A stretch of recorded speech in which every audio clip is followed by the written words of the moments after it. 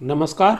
Are के त्यागी, Ghaziabad, NCR Delhi. ओम सच्ची जनवानी नामे channel पर आपका स्वागत है।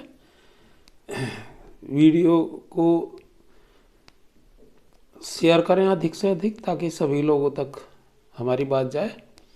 All retiree friends, all political parties, all section of societies and public at large and government तक बात जाए and subscribe the channel.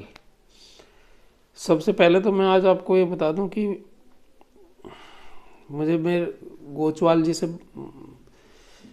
Contact किया था, जो पंजाब नेशनल बैंक के हैं और सिंगला जी वाले केस को देख रहे हैं।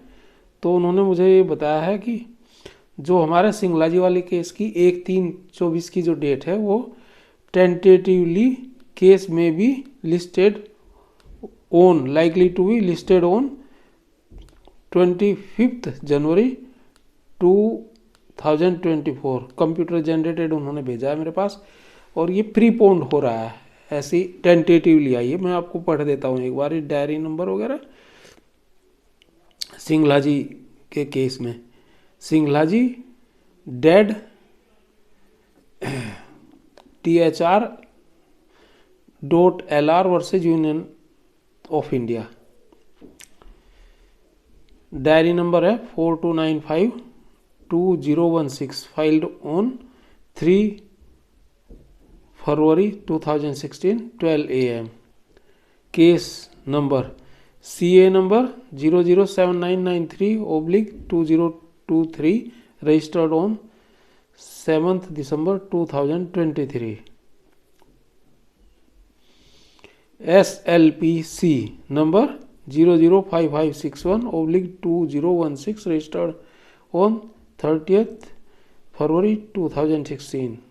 SLPC CC number 003099/2016, registered on 30 February 2016। और ये जो 2023 इन्होंने दिखाया रजिस्टर्ड, ये कोई रिजॉइन करा होगा इसमें, शायद ये इन्होंने करा हुआ आईबा पार्क वालों ने, हो सकता है।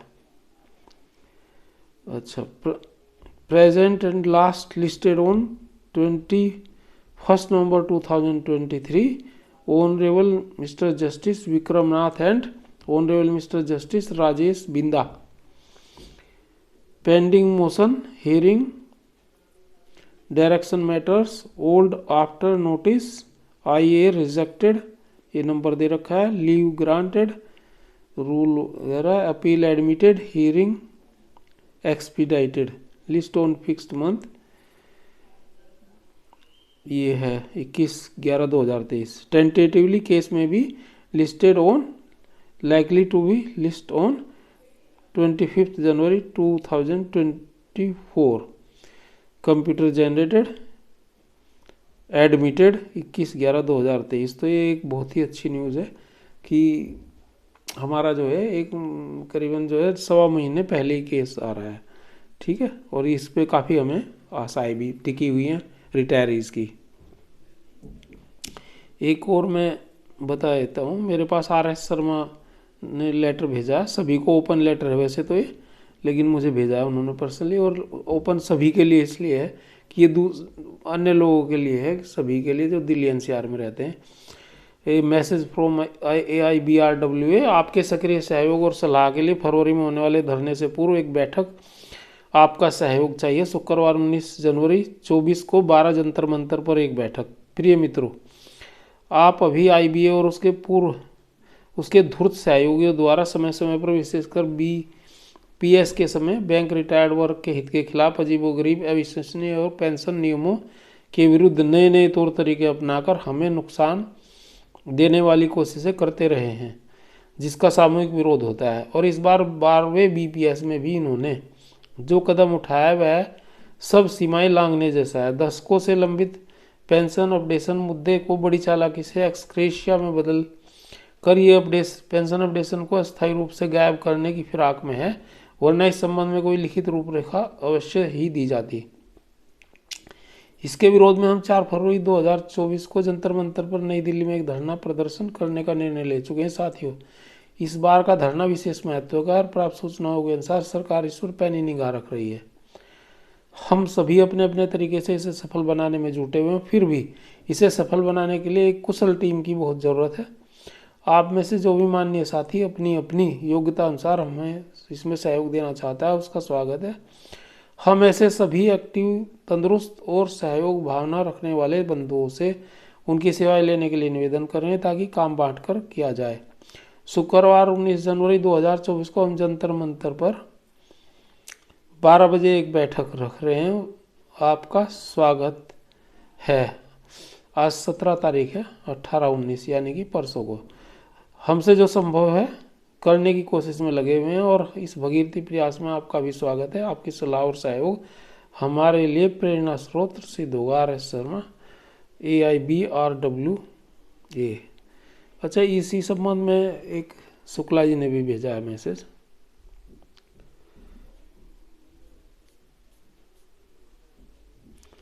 शुक्ला जी ने लिखा है,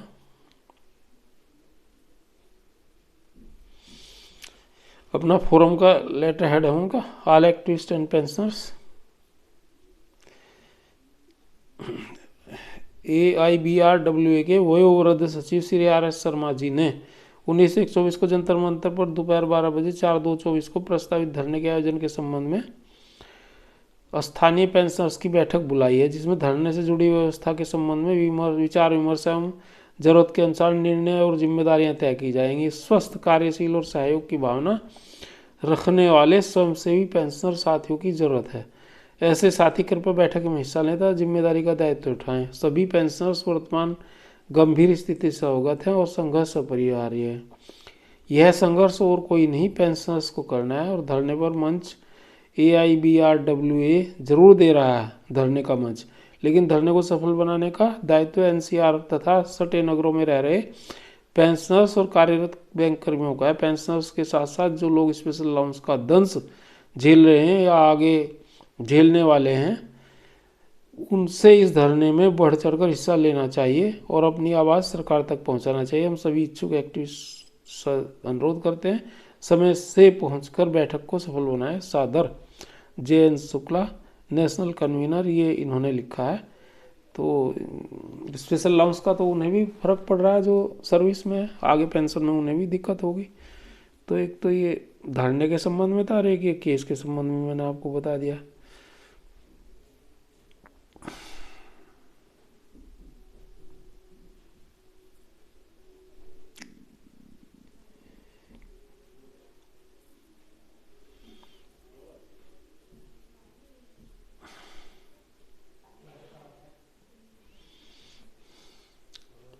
एक मैंने कल बताया था, कुछ क्वेश्चनेयर दिए थे शुक्ला जी ने, उनको इंग्लिश वर्जन भी भेजा उन्होंने भी। ये भी मैं फटाफट आपको सुना देता हूँ। हिंदी में मैंने कल पूरा वीडियो बनाया था इसके ऊपर। ये है, no signing settlement a new the drama, cheatings, betrayals and conspiracies all in one. The drama of delaying the settlement of years when it did not work. The gentlemen are looking for a new way to drag the final settlement to maximize levy their crore business. Unions appeal determined to blackmail instead of negotiations and settlements without consulting the constituents union.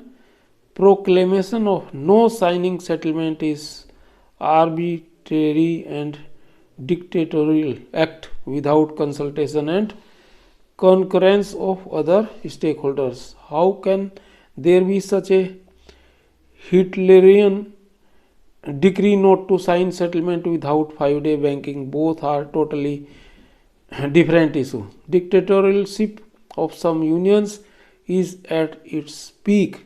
Unilateral and arbitrary decisions are being taken. AIBOA is latest example.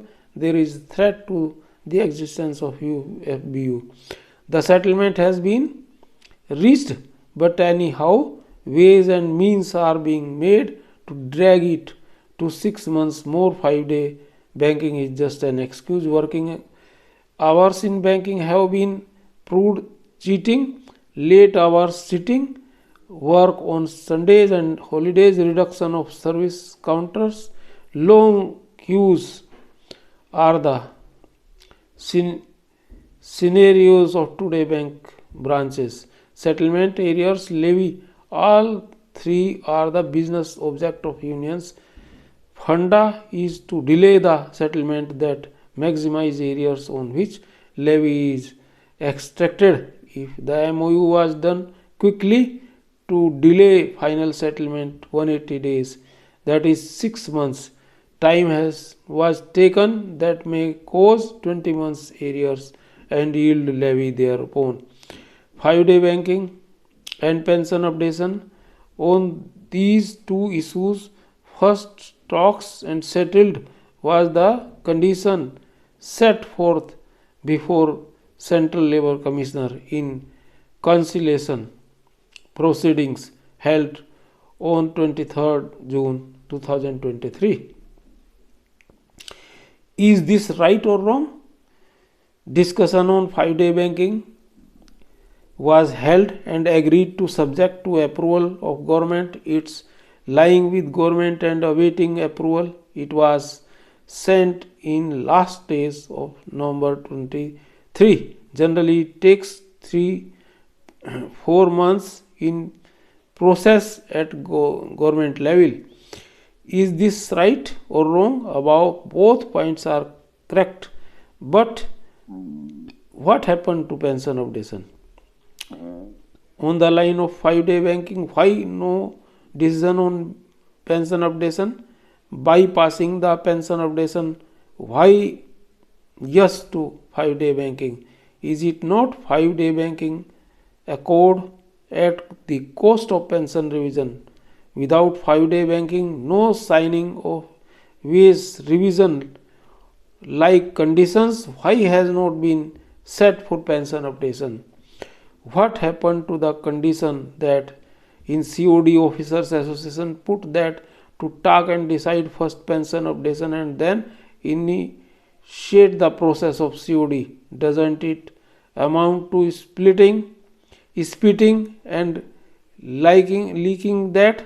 Why no signing conditions to end special allowance, galloping pensionary gains? Why no signing conditions for restoration of old pension? Why no signing condition for retirees health insurance at bank cost? Why no signing conditions for regularization of 1,50,000 daily wagers? JN Shukla national convener 17/1/2024 ये इन्होंने भेजा है। नमन साथियों, धन्यवाद सभी को। क्रांतिकारी आवेदन सभी रिटायरी साथियों को, सभी रिटायरी लीडर्स को, सभी बैंक पेंशनर एक्टिविस्ट को सल्यूट। सभी लोग संपन्न, स्वस्थ और प्रसन्न रहे, मंगल में रहें सह परिवार। भारत माता की जय। वंदे मातरम। जय भारत। ओम नमो नमः। थैंक यू आर के त्यागी। गाजियाबाद।